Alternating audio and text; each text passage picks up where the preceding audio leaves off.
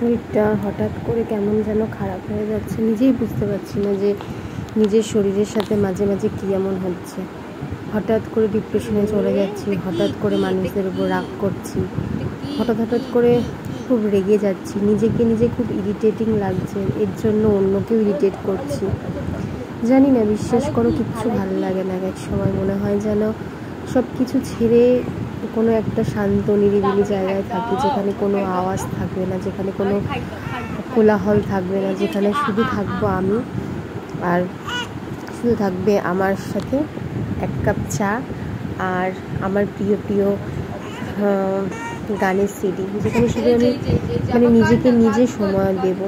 তো যাই হোক, তোমাদের কিছুটা মনের কথা শেয়ার করলাম। আর এখানে দেখো আমার বোনের মেয়েটা এসছে, কিন্তু ও যখন এসছে তখন মনটা এতটাই আনন্দ ছিল, কিন্তু হঠাৎ করে ওর শরীরটা এতটাই খারাপ হয়ে গেল যে ওকে বাড়ি চলে যেতে হলো। সেই জন্য আরোই মনটা খারাপ।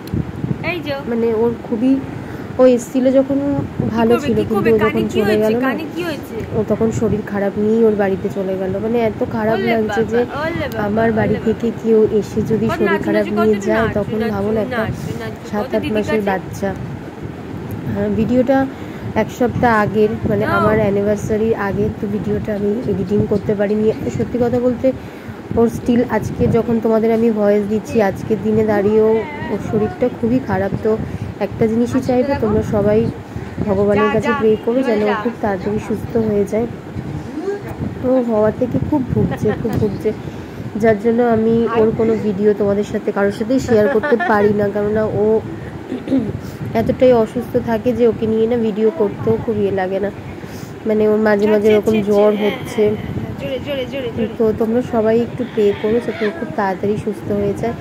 এত চনমনে, এত হাসি খুশি, কোনো সময় কান্নাকাটি ওর কিচ্ছু নেই। আর এখানে দেখো আমার ছেলে, আমার বোনের মেয়ে, ওরা এসছে, ওদের সবার সাথে খেলছে। ও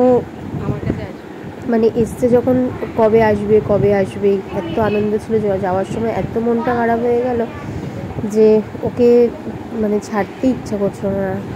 তো চলো, ভিডিওটা আজকে এইটুকুই থাক। আর আমি কোথায় বেরিয়েছি, মনটা খুব কষ্ট করেই বেরালাম, কেন বেরিয়েছি পরের ভিডিওতে তোমাদের সাথে শেয়ার করব। দেখো, আমাকে দেখলেই বুঝতে পারবে আমি কতটা কষ্টে রাস্তায় বেরিয়েছি।